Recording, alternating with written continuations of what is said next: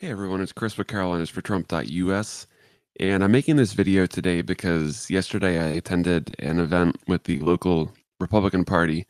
It was an overview for new volunteers as far as what the GOP is doing for the 2018 election and what they'll be doing in 2020, I'm sure, as well. But it was basically to go over the different ways that you can help out with the GOP to make sure that we win in November.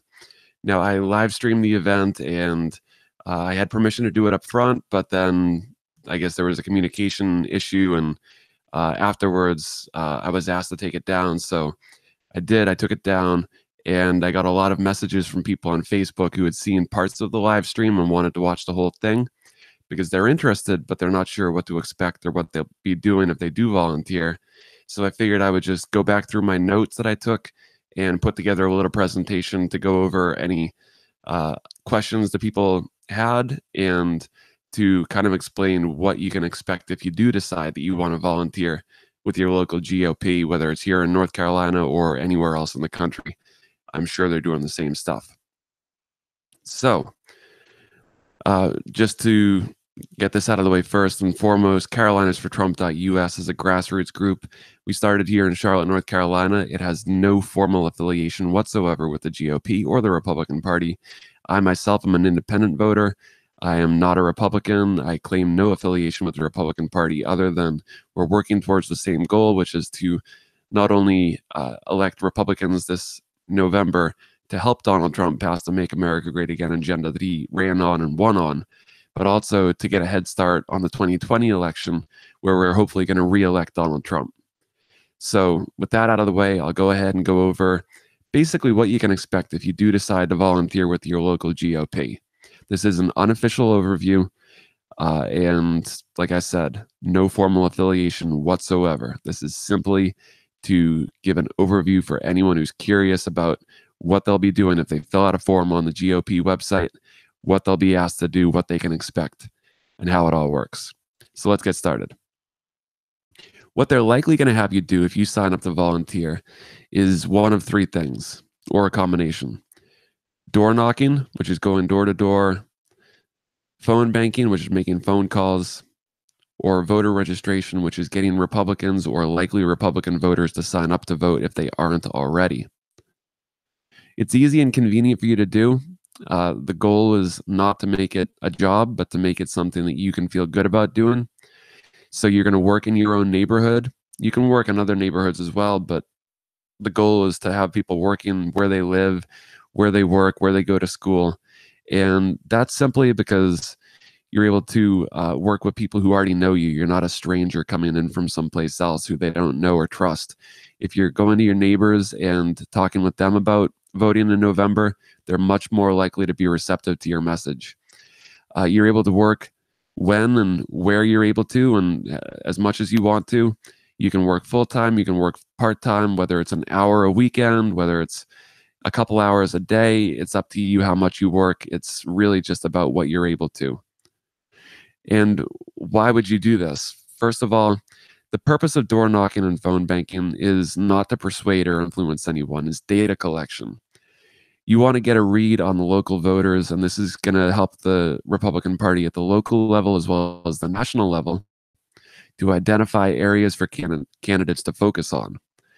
It also identifies hot issues for local voters, again, so that the local candidates can focus on what's important to their constituents or their potential voters. And it's to remind people to vote. You're not there to persuade anyone. You can if you want to. It's up to you. If you're talking with someone and they seem like they're interested in having a conversation with you, and you think that it can be a productive conversation, by all means, that could be a good use of time. But don't get into arguments. Don't try and debate people. You're not trying to change anyone's mind. And certainly don't try and get the answers that you want to hear. If someone gives you an answer that you don't like, record it anyway, because they're going to give you the answer that you want to hear just to get rid of you. What that's going to do is result in bad data, which will backfire on you and the candidate.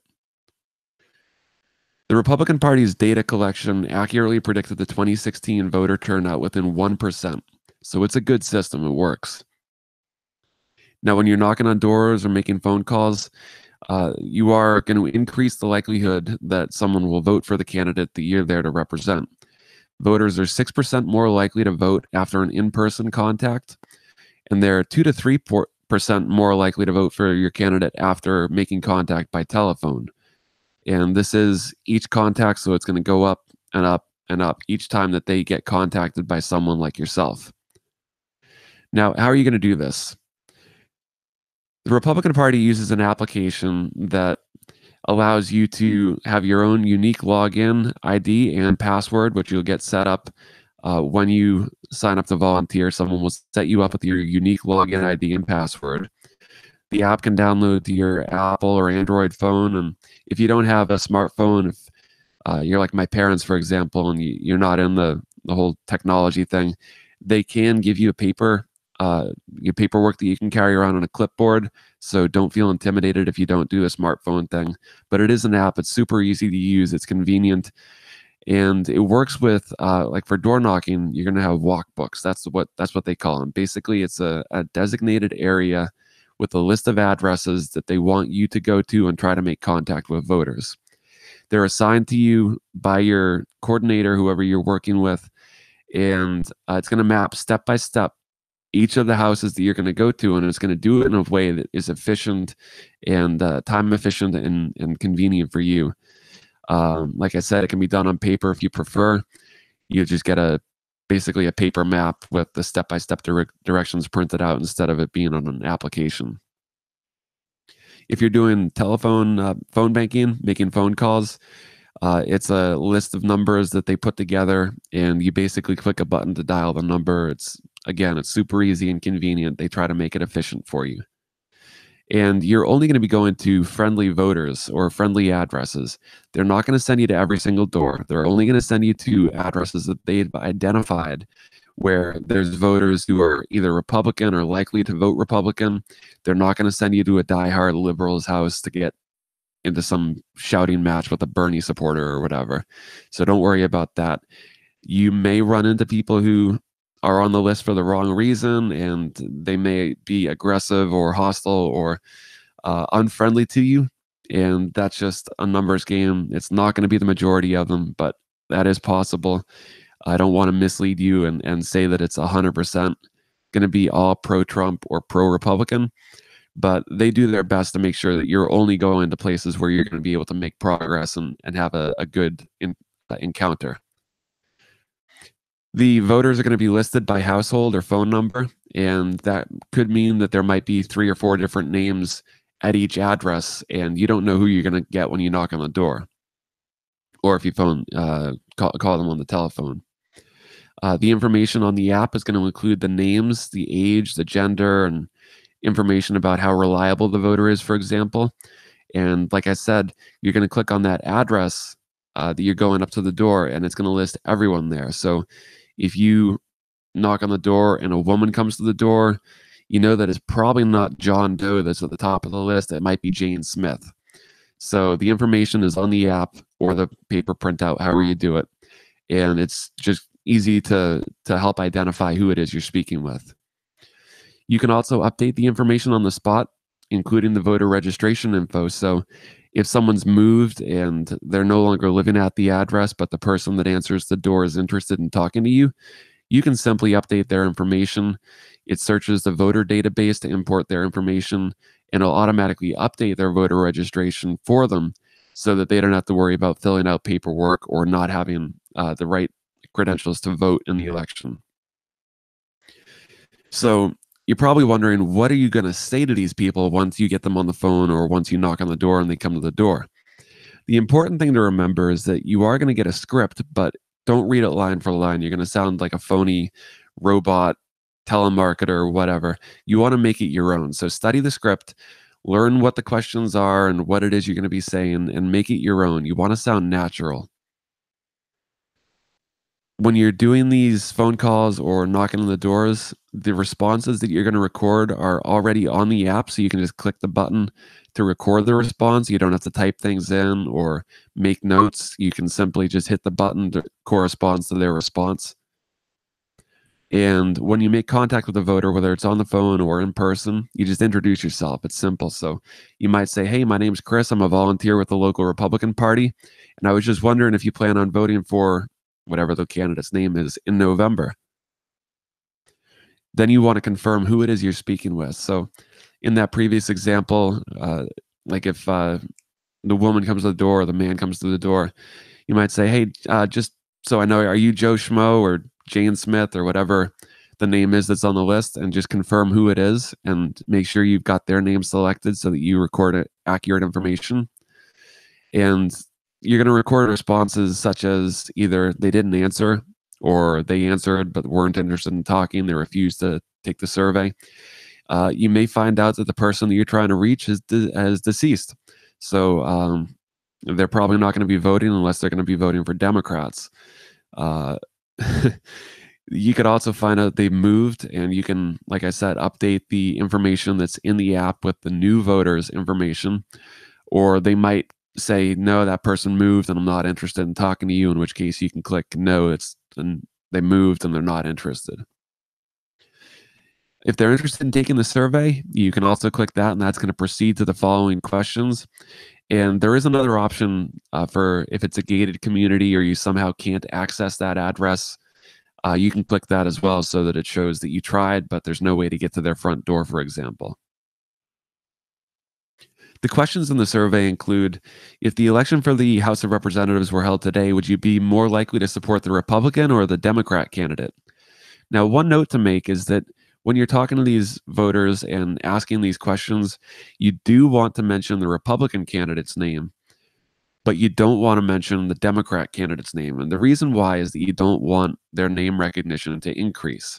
So every time that they hear the Republican candidate's name, that name's going to be drilled into their head so that when they go to the polls and they see that name, they're already familiar with it.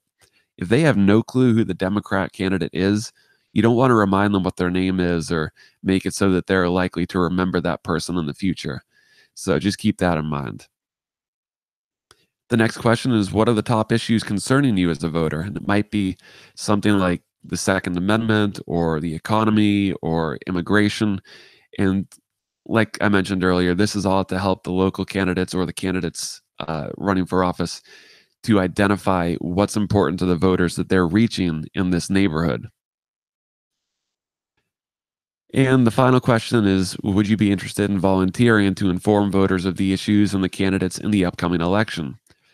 This is just simply to find out if you've got someone that might be interested in door knocking or phone banking or helping out in some other way, shape, or form. And if they are, you can contact them later or pass along their information to the whoever's in charge to get them on board as well. Once you're done, you thank them for your time and you move on. If they're interested in volunteering or if they want a yard sign or if they offer a donation, one thing to consider is taking a screenshot of their info, or you can write it down and forward it to the campaign or field coordinator. And that way they can follow up with either the yard sign or get them the information for a donation. Now, don't ask for a donation. When you're knocking on the doors or talking to people on the phone, you don't want to bring that up. But if for some reason they say, "Yeah, I'm a diehard supporter, and by the way, how do I contribute to the campaign?" Or, "You know what, I've got a check. I'd love to, donate some money to help, so and so win." You're not going to say, "No, no, no, we're not interested." Of course, you wouldn't say that. Don't turn them down. You can either give them the information of how they can do it online or where they can send it in person. I suppose you could take a check if they write it out to the campaign and deliver it in person or drop it off. But don't turn them down if they do bring it up. It's probably not going to happen, but in the event that it does, you certainly want to seize that opportunity while they're hot and ready to go. So it really is as simple as that. Common concerns and questions that people have. If you enter a neighborhood that says no soliciting, or if there's a sign that says no soliciting on the front door, should you pass it up? Hell no. You're not soliciting. By asking questions, it's not considered soliciting. There's no law that says you can't ask them questions. It's only soliciting if you ask them for money, which, like I said before, you're not doing.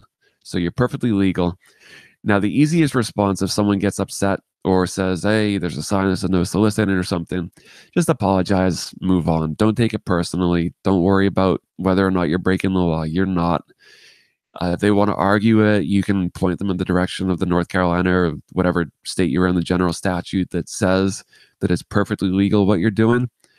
But easiest thing to do is just, "Whoops, my bad. and move on to the next one. Now, what are the best times to reach voters?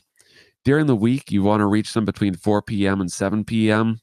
That's the best time when they're most likely to be home and most likely to respond. On Saturdays, you can reach them pretty much anytime between 10 o'clock in the morning and 5 o'clock in the evening. And Sundays, you kind of want to avoid that, but if you've got no other time, or if for some reason you want to do Sundays, go in the afternoon between 2 p.m. and 6. That's considered okay. There may be people that get upset with you. I've done telemarketing in the past and been cussed out for calling someone on a Sunday. And like I said in the previous point, just apologize and move on. Don't take it personally. You're not doing anything illegal. And if they get upset by it, that's their problem, not yours. So voter registration is the last way that you can get involved, and perhaps one of the most important, because this is going to be an issue of turning out as many votes as we can in November. We need every Republican vote we can get. Now, when you sign someone up to vote, you can't guarantee who they're going to vote for. You can't discriminate and say, are you going to vote for a Republican? Oh, here's the voter registration, or deny them the right to sign up to vote if they're going to vote for a Democrat, for example.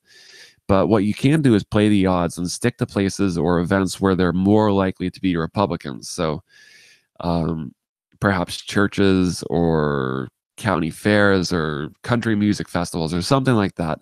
You're probably more likely to reach conservative Republican voters than if you were to, for example, go to a gay pride parade where it's more likely that they're going to be Democrats.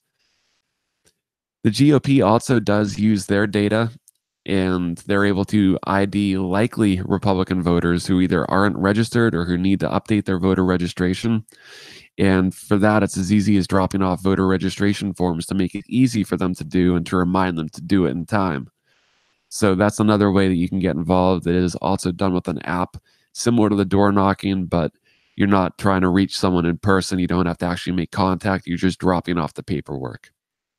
Now, if you want to volunteer in North Carolina, send me an email at carolinasfortrump@gmail.com, and I'll pass along your information to whoever's in charge of your area. And I'll also let you know how you can get started, when their next day of action is, for example, or if there's an opportunity where you can go and meet in person with someone to get set up. If you want to help out with voter registration in North Carolina, get in touch with me as well. And we're going to be making an effort to do that. Other ways to get involved, you can join us on Facebook. Look for our group, Carolinas for Trump. If you're not already a member, you can send a request to join. It is a private group. Send the request, we'll approve you, and you can learn about local events that we're doing throughout North and South Carolina. Our big thing is the roadside rallies. It's a great way to kind of get your feet wet and get into the world of political campaigning. It's how we started. It's what we like doing the most. It's very rewarding because you get to reach literally thousands of voters in an afternoon with a positive, enthusiastic, patriotic, pro-Trump message. And you get to see the response. For us, that was the most rewarding part about doing these roadside rallies in 2016 when Trump was running, is we were looking at the news and the polls and things looked bleak. If we listened to the polls and what they were saying on TV, we were basically screwed. There was no way he was going to win if we read that and took it seriously. But when we went out on Saturday mornings, and groups of us, what started out as maybe a half a dozen and snowballed into 10, 15, 20, or 30 people at a time at these roadside rallies, like you can see in this picture here. And we would see the thumbs up and the waves, and people would honk their horns and, pull out a MAGA hat from the back seat and wave it enthusiastically. We had a lot of people pull over and find a parking spot in the parking lot nearest us and walk over to introduce themselves and to thank us for being out there and say, "Oh my God, I thought I was the only one in Charlotte that supported Trump. I'm so glad to see that I'm not alone." This is also a great way to recruit volunteers for stuff like phone banking, door knocking, and voter registration.